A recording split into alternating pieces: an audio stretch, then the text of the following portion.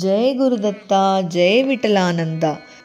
సమగ్ర శ్రీ గురు చరిత్ర 2వ అధ్యాయం. ఈ 2వ అధ్యాయమునందు శ్రీ వేదధర్ముల వారు దీపకునికి శ్రీ దత్తాత్రేయ స్వామి చరిత్రను ప్రారంభించుట, కౌశికుని వృత్తాంతము, అత్రి ఆశ్రమమునందు దత్తాత్రేయ స్వామి యొక్క జననము, ఆయన బాల్యలీలలు ఇత్యాది తెలుసుకుందాం. పూర్వకాలమునందు గోదావరి నదీ తీరమున వేదధర్ముడు అనే ఒక ముని వాసముండెడివారు. ఆయనకు అనేక మంది శిష్యులుండెడివారు. వారందరిలో ఆయనకు అత్యంత ప్రీతిపాత్రుడైన శిష్యుడు దీపకుడు. అతను అకుంఠిత దీక్షతో నిర్విరామముగా ఎట్టి ఇతర తలంపులు లేకుండా 21 సంవత్సరముల పర్యంతము గురుసేవయందు నిమగ్నమైనాడు. అంతటి గురుసేవనొనరించిన ఏకైక శిష్యుడితను. సర్వపాప విశుద్ధాత్మ శ్రీ గురుపాద సేవనాత్ అనే శాస్త్రవాక్యమును అనుసరించి శ్రీ గురు పాదసేవ వలన మానవుడు సర్వ పాపముల నుండి విముక్తిని పొంది పరమ పవిత్రుడగును అనేది అపార విశ్వాసము కలిగిన వ్యక్తే ఈ దీపకుడు.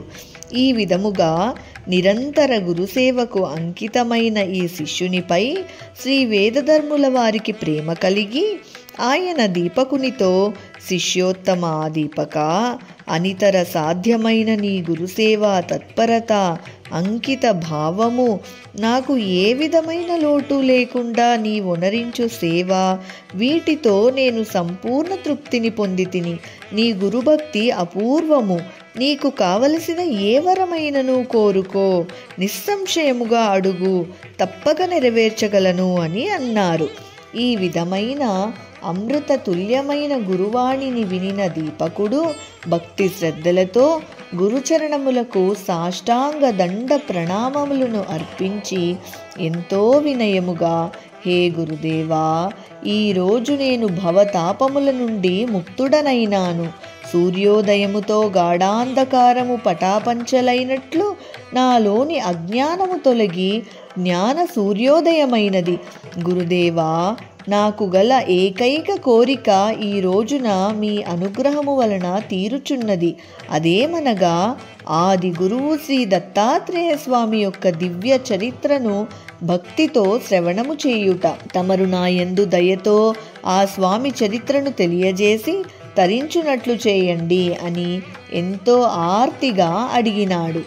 శిష్యుని కోరిక వినిన శ్రీ వేదధర్ముల వారు ఎంతో సంతోషించి, ధన్యుడివి నాయన, శ్రీ దత్త ప్రభువు చరిత్ర వినవలెను అనిన నీ కోరిక అత్యంత శుభప్రదమైనది. ఈ నీ అభీష్టము వలన నాకును శ్రీ దత్తస్వామి చరిత్ర మరియు ఆ స్వామి మహాత్మ్యమును కీర్తించు భాగ్యము లభించినది. తప్పక వివరిస్తాను. నీ అంత శ్రద్ధాళువైన శ్రోతకు దత్త చరిత్రను వివరించుట ఎనున్నది బహుశా దైవేచ్ఛ. శ్రద్ధగా విను అని అన్నారు. వేదధర్ముల వారు తిరిగి దీపకునితో, శిష్యోత్తమ, పరమాత్ముడైన దత్తాత్రేయుడు అనంతునిగా నుండును. కొంతమంది ఆయనను దత్తాత్రేయుడని, మరికొందరు ఆ స్వామిని అనసూయాత్మజుడని అంటారు. అత్రిసుతుడు అని కొందరంటారు. ఈ విధమైన నామములే కాకుండా పరబ్రహ్మ స్వరూపుడని, అవధూతయని, దిగంబరుడని, విశ్వంబరుడని అనేక పేర్లతో ప్రఖ్యాతి చెందినాడు ఆ దత్తస్వామి.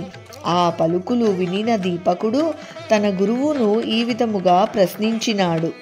గురువర్యా, దేవాది దేవుడైన దత్తాత్రేయుడు ఏ కారణంగా ఈ భువిపైకి త్రిమూర్తి రూపముగా వచ్చినాడు? ఆయన అవతార లక్ష్యమేమిటి? ఆయన లీలలెటువంటివి? అది కాక ఆయన తన శిష్యులను ఏ విధముగా ఉద్ధరించినాడు? ఈ విషయాలన్నింటినీ సవివరముగా తెలియజేయవలసినది. ఈ విధముగా ప్రార్థించిన శిష్య దీపకుని కోరికననుసరించి వేదధర్ముల వారు దత్త మహాత్మ్యమును వివరించుట ప్రారంభించినారు. వేదధర్ముల వారు గురుచరితామృతమును వర్షించు కామధేనువు కాగా, ఆర్తితో ఆకలితో ఆ క్షీరమును గ్రోలు క్రేపుగా దీపకుడు మారినాడు. శిష్య దీపక, పూర్వకాలమునందు భార్గవుడు తన దీర్ఘకాల తపోఫలముగా ఒక మగబిడ్డను పొందినాడు. ఆ బిడ్డడికి ఎంతో ప్రయాస కోర్చి అతని తండ్రి వేదాధ్యాయమును చేయించసాగాడు. తన తండ్రి పడు ఆరాటమును శ్రమను చూచిన ఆ తనయుడు ఒకరోజు తన తండ్రితో ఈ విధముగా అనినాడు: తండ్రి, మీరెందుకింత శ్రమపడుచున్నారు? అందుకు సమాధానముగా ఆయన: నిన్నొక అత్యంత ప్రతిభ కలిగిన వేద పండితునిగా చేయుట నా ధ్యేయము. ప్రపంచ ప్రఖ్యాతిగాంచిన వేద విద్యావంతునిగా చేయుట నా తపన. తన తండ్రి ఉబలాటము మరియు కోర్కెను తెలుసుకొనిన అతను తన తండ్రితో ఈ విధముగా అనినాడు: నా పూర్వజన్మలందు ఒక పర్యాయము నేను బ్రాహ్మణునిగా జన్మించినాను. ఆ జన్మలో సమస్త విద్యలను అభ్యసించి వేద విద్యాపారంగతుడైనాను. ఆ జ్ఞానము ఇంకా మస్తిష్కమందట్లే ఉన్నది. ప్రస్తుతము నా యందు వైరాగ్యము ప్రబలి పరమశాంతిని అనుభవించుచున్నాను. నేను సాధించవలసిన దానినంతటినీ సాధించినాను. ఇక పొందవలసినదంటూ ఏమీ లేదు అని ఎంతో వినయముగా తెలియజేసినాడు. తన తనయుని పలుకులను వినిన తండ్రికి కూడా వైరాగ్యము కలిగినది. ఆయన తన కుమారునితో తనకు జ్ఞానోపదేశమును గావింపమని వేడుకొనినాడు. తండ్రి పూర్వకాలమునందు శ్రీ దత్తాత్రేయ స్వామి కార్తవీర్యార్జునునికి ఉపదేశించిన యోగాభ్యాస తత్వమును నేను మీకు సవివరముగా తెలియజేసెదను అనుచున్న తన కుమారుని మాటలను విని ఆయన: కుమారా, శ్రీ దత్తాత్రేయుడనగా ఎవరు? కార్తవీర్యార్జునుడెవరు? వీరి గురించి కూడా విపులముగా తెలియజెప్పు అనగా తన తండ్రికి దత్త వైభవమును సవిస్తారముగా తెలియజేసినాడు. ఆనాడు భృగు తనయుడు వెలువరించిన ఆ సుదీర్ఘ సుచరిత్రను శ్రీ వేదధర్ముల వారు తన శిష్యుడైన దీపకునికి తెలియజేసిరి. ఈ అధ్యాయం చాలా పెద్దదిగా ఉండడం వలన 2 భాగములుగా చేసి ఈ అధ్యాయాన్ని ఇంతటితో నిలిపివేసి 2వ భాగాన్ని వచ్చే వారం చదువుతాము.